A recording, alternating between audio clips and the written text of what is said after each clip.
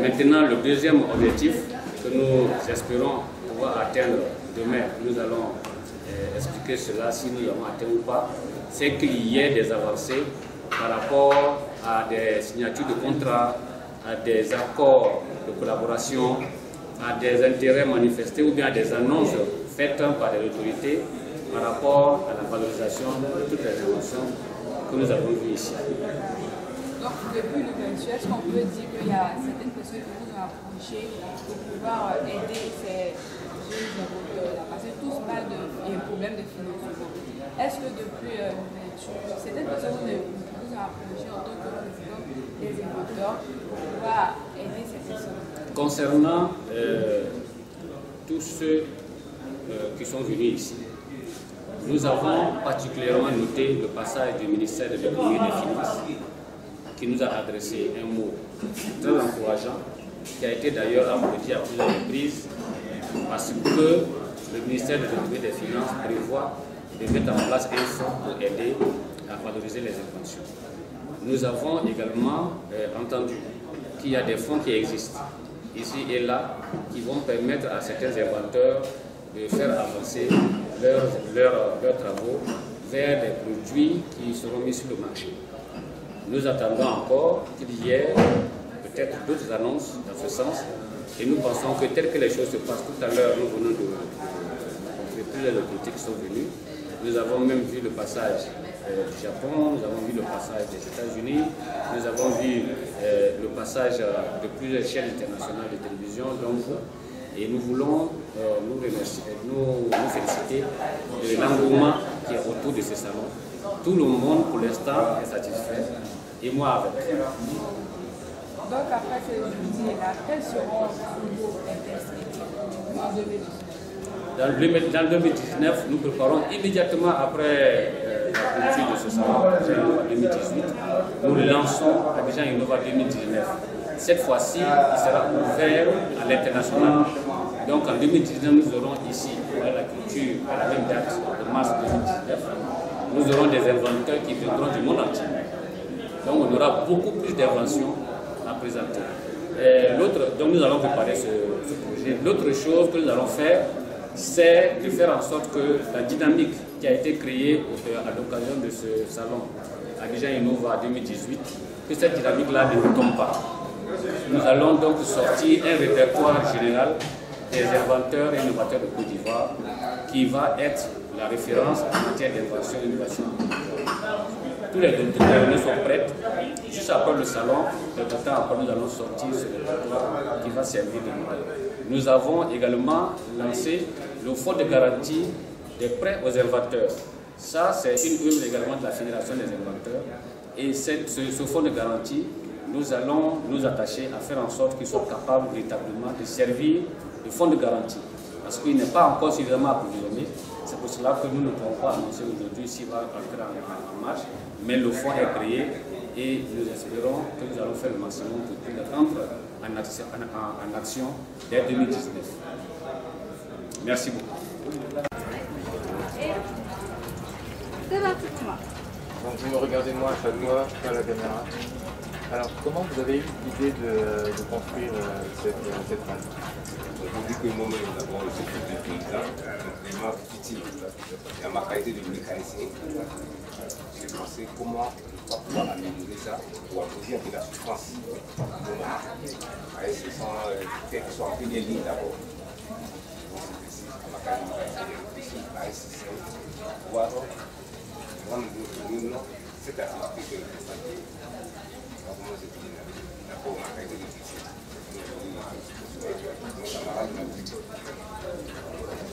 Quelle est la particularité de cette route? Qu'est-ce qui la différencie des autres? Bon, je veux la différence des choses, c'est ça va. Et il y a montré aussi la pénibilité et il y a la fréquence de pompage. Parce que dans le système classique, vous avez des 10 actions de pompage. Alors nous avons plus de 40 actions de pompage.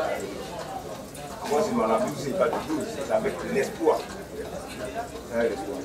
Donc, il y a la rapidité, et puis, moins de souffrance. Aujourd'hui, avec cette fin de l'eau, ce n'est plus une corvée.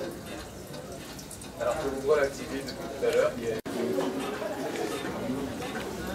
Nous ne sommes pas seulement pour un livreur de la droite. Le plus spectaculaire, c'est le livreur de la droite. Encore en inondation, nous pouvons l'utiliser parce qu'on a notre utilité, autrement dit, des plantes et un ferment naturel qui est appelé kombucha ou champion de mer. Donc tout est naturel. Voilà. Il n'y a rien de chimique. C'est une façon naturelle. C'est sucré.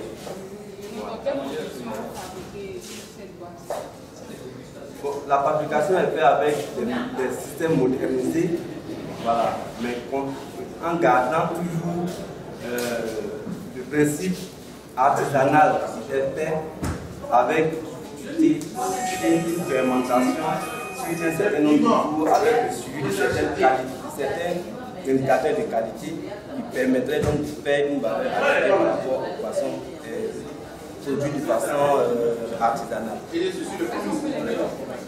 Absolument. C'est un produit qui se consomme au frais, qui se consomme frais ou bien qui se consomme à température ambiante. Voilà, les deux goûts sont vraiment appréciés par nos clients. Non, je ne dis pas qu'il y ait deux parfums. Le produit peut être consommé frais. Non, en fait, je me dis si c'est ce produit-là seulement, s'il y a d'autres produits. Voilà. Donc, ces gens qui ont plein de glycémie ont besoin de prendre un produit dont la composition ne contient pas du glucose. Voilà, c'est pourquoi nous avons fabriqué d'autres variantes que nous appelons tête verte. D'aider nos enfants, parce qu'aujourd'hui, quand vous demandez à quelqu'un pourquoi faire de la mathématique, les enfants disent, mais monsieur, on fait la mathématique pour des notes. Les grandes personnes, pourquoi faire des mathématiques? Ils disent, mais tiens, nous on fait les mathématiques pour des diplômes. Et j'ai compris que l'Afrique est vraiment très en retard. Les gens ne savent vraiment pas pourquoi ils font les mathématiques. J'essaie de mon possible de leur faire comprendre que tout ce qu'on fait dans la vie, c'est de la mathématique. Tout ce qu'on fait, la vie c'est la mathématique. C'est pour ça que j'ai réfléchi et j'ai créé un jeu qu'on appelle l'enquête. Voilà, que vous voyez, le jeu s'appelle l'enquête. L'enquête consiste à faire quoi? Tout d'abord, il utilise des cartes. Voilà, il utilise des cartes au nombre de 201 cartes. Au départ, donc j'ai mis une formule ici. D'abord, comment sont créées les cartes? Les cartes, je rentre dans un pays et je regarde. Un exemple banal. Si le pays est composé de 20 villes, je fais 201 divisé par 20. Le quotient est égal à 10. Je prends les images historiques, ou artistiques, ou politiques, ou religieuses pour constituer les cartes. Vous regardez ici déjà, ça c'est le nom architecture, qui vient de la ville Dresde du pays États-Unis, du pays Allemagne. Ici, ça, c'est une image de la Côte d'Ivoire, sanctuaire, qui vient de la ville Abidjan du pays Côte d'Ivoire. C'est un jeu qui doit être joué par tout le monde entier. Comment le jeu se joue? Ici, j'ai mis une formule ici, MT. MT égale à 6T plus 15. Le T est une variable qui part de 0 jusqu'à 30. Il appartient à grand N. L'enfant, il choisit la valeur de T. Le MT permet de déterminer le nombre de cartes au départ. Un exemple banal. Si je prends T égale à 10, vous faites 6 fois 10 qui donne 60. Plus 15, ça donne 75 cartes. Vous choisissez 75 cartes avec le pays avec lequel vous voulez jouer. Moi, je disparais. Vous touchez une carte, vous montrez à tout le monde. Vous mélangez tout. Et avant de partir, je vous montre comment vous mêlez l'enquête. Dès que vous finissez de mêler l'enquête, j'arrive, je vous pose une seule question. J'ai mis une formule ici, anse générale égale à la partie entière de MT plus alpha. Dès que je finis de calculer, je vous dis que votre carte touchée se trouve à telle position. Vous comptez, c'est votre carte qui est touchée. Une manière pour moi de permettre à l'enfant de passer de la théorie à la pratique. Donc quand j'ai fait cette démonstration, toute la Côte d'Ivoire a trouvé que c'était de la magie. On dit, tiens, on n'a pas besoin des magiciens. Je leur ai fait comprendre que ce n'est pas de la magie. On m'a envoyé jusqu'à vers les professeurs de l'université. Je suis arrivé là-bas, j'ai fait la même démonstration. On dit c'est de la magie. J'ai dit non, c'est pas de la magie. Entre-temps, on m'a dit, mais tiens, si c'est pas de la magie, il y a la Belgique qui organise un concours des meilleurs chercheurs du monde entier. Alors d'aller postuler. J'ai déposé mes dossiers, on a été 500. On a été retenus, on a composé, en Afrique on prend 5 personnes, donc on a été 500 postulants. Donc après concours, on me fait le retour, pour dire que maintenant, mes félicitations, j'ai été retenu et qu'au niveau de l'éducation nationale, je suis resté premier. Et voilà un peu comment je suis allé à Belgique. Vous voyez la petite case qui est là. Voilà, quand tu arrives, c'est mon nom qui est là, tout. Donc quand tu arrives, tu as au moins 10 personnes qui t'interrogent.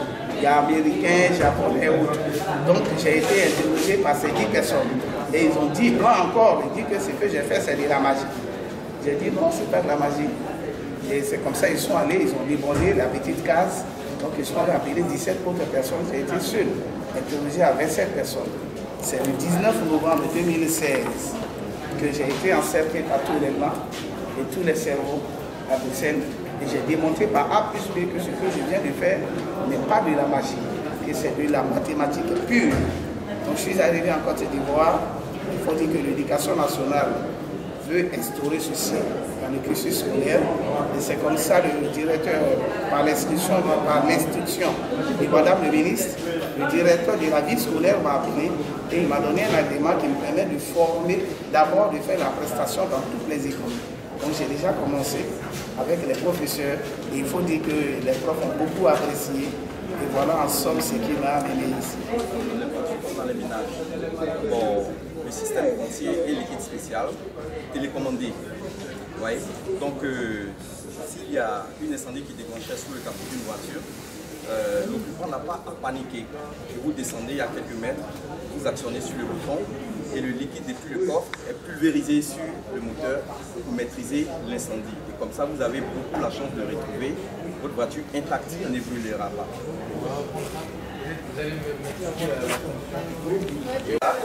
Et le liquide commence à pulvériser sur le moteur pour freiner l'incendie qui a commencé. Et là, vous avez beaucoup la chance de retrouver la voiture intacte. Mademoiselle Koulibaly est priée de demander à la régie secondaire de bien vouloir diminuer le volume. Nous demandons aux exposants de bien vouloir réduire le volume au niveau bien sûr de leur stand, car à cet instant précis, le panel est prioritaire.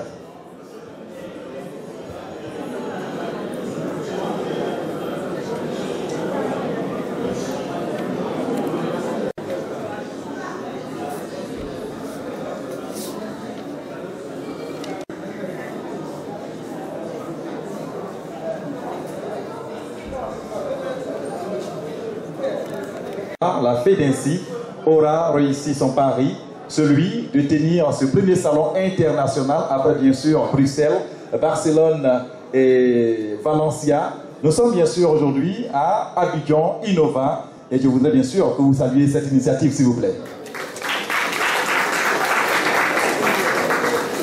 Jour 2 d'Abidjan Innova, nous sommes bien sûr à ce panel. L'invité principal nous vient bien sûr du CPC, il n'est autre que M. Aoui Mathurin. Il a en charge des investissements directs nationaux et des accompagnements start-up. On lui dit merci d'être venu. Il a également à ses côtés M. Kwaku Thié, fondateur de la société Carto. Bonsoir. Bonsoir, monsieur. On passe également le micro au troisième invité qui n'est autre que M. Kwadiani Stéphane, la Fondation Jeunesse Numérique. Bonsoir. Bonsoir à tous, bonsoir monsieur. Je vous le disais tout à l'heure, l'invité principal n'est autre que M. Aoui Mathurin. Il va nous présenter le thème bien sûr retenu pour ce panel, de l'invention à la création d'entreprises. Quel apport du CPC? Merci et bonjour à tous, particulièrement au président de cet événement qui a un retentissement international. De l'invention à la création d'entreprises, quel peut être l'apport du CPC, Centre de promotion des investissements en Côte d'Ivoire? C'est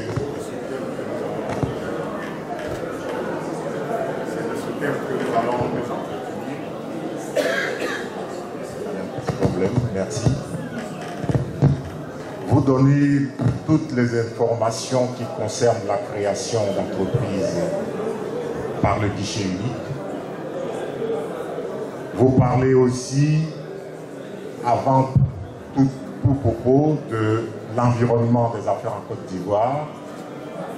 Et puis, vous donnez des indications sur le code des investissements en Côte d'Ivoire, qui est un code qui est fait pour la Côte d'Ivoire et pour les Ivoiriens, mais qui malheureusement n'est pas très connu des Ivoiriens eux-mêmes. Donc, à chaque fois qu'il y a une occasion de pouvoir en parler, c'est avec plaisir que nous le faisons. J'avais préparé pour vous un PowerPoint, mais malheureusement, l'équipement n'étant pas possible à cette heure-là, je vais vous en parler directement, et puis en 3 phases. Donc, l'environnement des affaires en Côte d'Ivoire. Au deuxième point, la création, les facilitations de création d'entreprises en Côte d'Ivoire par le guichet unique du CPC. Et puis, nous parlerons ensuite des avantages qu'offre le Code des investissements en Côte d'Ivoire. Alors, en ce qui concerne l'environnement des affaires, aujourd'hui, c'est un environnement propice parce que l'économie ivoirienne est en pleine croissance. Ça veut dire que lorsque on entre dans une telle économie qui croît, qui a une croissance autour de 8,5, 9, on a la possibilité de réussir son affaire si on s'y prend comme il faut. On a en Côte d'Ivoire la possibilité de disposer d'énergie facilement. Et ça, c'est important. On a une couverture au niveau télécommunications qui permet, même étant dans un village, d'avoir des communications téléphoniques. Ça, c'est très important. Et vous verrez par la suite que le Code des investissements ne s'arrête pas aux grandes agglomérations. Parce que les avantages qu'on y tire sont liés expressément à l'endroit où vous implantez votre business. Plus vous êtes loin du centre d'Abidjan, plus d'avantages vous avez.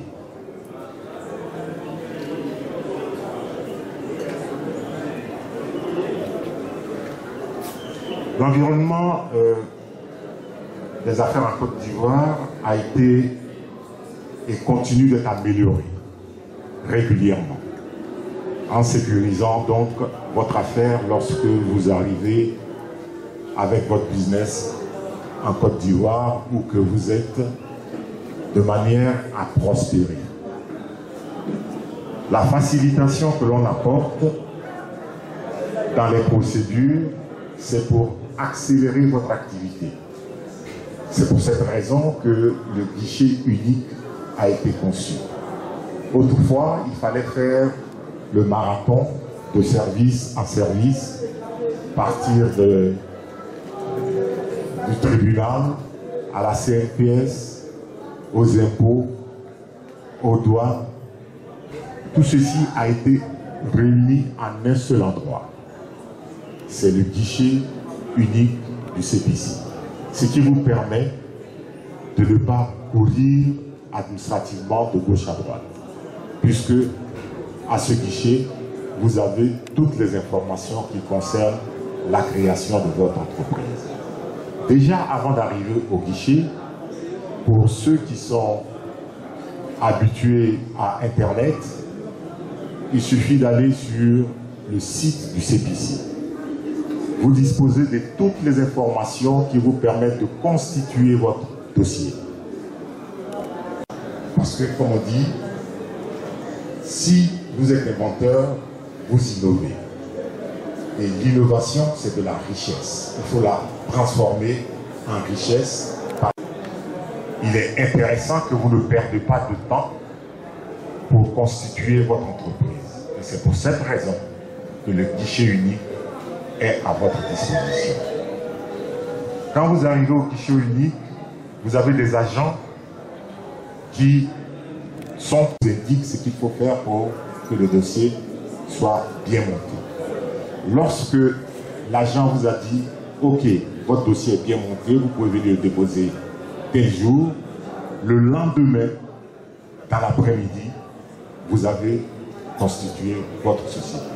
Autrement dit, en 24 heures, votre société est constituée lorsque votre dossier a été correctement monté et déposé. Vous le déposez aujourd'hui, demain après-midi, vous avez votre société constituée. Ça, c'est la facilitation que le CPC apporte. La deuxième chose sur laquelle je voudrais insister, c'est le code des investissements. La Côte d'Ivoire, pour aider les Ivoiriens à investir dans leur pays, a mis en place un code d'investissement avec des avantages. Et ces avantages sont pour tout Ivoirien ou tout individu vivant en Côte d'Ivoire qui veut investir en Côte d'Ivoire. Il faut vous l'approprier. Vous venez d'inventer quelque chose. Ce quelque chose est une innovation qui peut faire l'objet d'une entreprise. Alors vous créez votre entreprise. Et quand vous avez créé votre entreprise, dans les conditions que je viens de décrire, regardez le code des investissements. Il est fait pour vous. Il comporte deux régimes. Autrefois, pour une PME, pour avoir accès à l'agrément aux investissements qui donne ces avantages, il fallait être capable d'investir à partir seulement de 200 millions pour avoir accès. Aujourd'hui, le seuil a été ramené à 70 millions. Ça veut dire que ça élargit l'assiette des investisseurs concernés pour avoir l'agrément. Donc, à partir du moment où vous avez investi 70 millions ou plus, vous pouvez constituer votre dossier de demande d'agrément d'investissement. Pour ce faire, une fois de plus, sur le site, toutes les informations s'y trouvent. Le code lui-même, vous pouvez l'avoir sur le site. Et au guichet unique, il y a des agents exprès pour vous aider à constituer le dossier de demande d'agrément. Chaque 15 jours, le comité interministériel qui donne cet agrément se réunit. Pourquoi? Parce qu'une loi de la Côte d'Ivoire qui institue ce code des investissements donne un délai de réponse. Si vous avez déposé votre dossier et qu'au bout de 21 jours, vous n'avez pas de réponse, ça veut dire automatiquement, selon la loi, que vous avez cet agrément. C'est pour cette raison que le comité se réunit tous les 15 jours pour assurer et donner les agréments à ceux qui déposent leur dossier. De la même façon que pour créer l'entreprise, des agents au CPC vous aideront à monter votre dossier de demande d'agrément. Et quand le dossier sera bien monté et qu'ils l'auront vérifié, alors ils vous diront, tel jour, vous allez déposer votre dossier. Et à partir de ce jour-là, vous avez 21 jours pour avoir une réponse. Si, par hasard, vous n'avez pas de réponse, ça veut dire que vous avez votre agrément. La loi l'indique ainsi. Qu'est-ce que l'agrément vous apporte? Deux régimes. Si votre investissement est au-dessus ou égal à 70 millions, votre dossier sera analysé pour avoir l'agrément à l'investissement qui correspond aux avantages suivants. Au plan de la douane, vous avez un abattement sur tout ce que vous allez importer pour équiper votre entreprise. De 40 à 50% d'abattement sur les taxes douanières. En ce qui concerne le plan fiscal, vous avez, selon le lieu d'implantation, c'est à cela que je faisais allusion tout à l'heure, des années d'exonération fiscale. Si vous vous êtes implanté dans la zone A, parce que la Côte d'Ivoire a été divisée en 3 zones. La première zone, c'est la zone A, qui correspond à Abidjan et sa grande banlieue. La deuxième zone, ce sont toutes les villes, toutes les agglomérations de population supérieure à 60 000 habitants. Et la zone C, la dernière, c'est toutes les agglomérations de population inférieure à 60 000 habitants. Si vous avez implanté votre business dans la zone A, vous avez 5 ans d'exonération fiscale. Dans la zone B, vous avez 8 ans d'exonération fiscale. Et dans la zone C, c'est 15 ans. Il faut le savoir. L'année dernière, nous avons fait une étude rapide et on s'est rendu compte que très peu de gens s'occupent en Côte d'Ivoire d'aller chercher à savoir ce qu'ils gagnent par le biais de ce code d'investissement. Donc, à chaque fois que nous avons l'occasion, nous le répétons. Il faut s'y intéresser parce que c'est avantageux. Si vous avez investi dans votre petit bled de village, c'est 15 ans. Si vous avez investi à Boaké, c'est 8 ans. Si vous avez investi à Abidjan, c'est 5 ans. Et ce n'est pas rien. Alors, la première phase douanière, vous avez 2 ans pour en profiter. Lorsque vous avez créé votre entreprise, vous avez dit, ok, je vais investir tel niveau. On a donc tenu compte de cela pour vous donner un agrément à l'investissement. Pendant 2 ans, des agents du CPC vont vous suivre pour s'assurer que effectivement tout avance correctement, que vous investissez selon le rythme que vous avez prévu dans votre business plan. Si par hasard, au bout de 2 ans, vous n'avez pas totalement fini d'investir, vous avez investi par exemple au-dessus de 60% de l'investissement prévu, le comité interministériel vous apporte une prorogation qui peut aller jusqu'à 1 an de plus pour vous permettre de terminer votre investissement. Parce que après, vous passez dans la phase d'exploitation de votre entreprise. Vous n'investissez plus. Et c'est là que vous commencez à bénéficier de tout ce qui est fiscal. Pendant 5, 8 ou 15 ans, selon l'emplacement de votre entreprise, vous bénéficierez de cet avantage fiscal. Ça, c'est donc le régime d'agrément à l'investissement. En dessous de 70 millions d'investissement, c'est le régime de déclaration.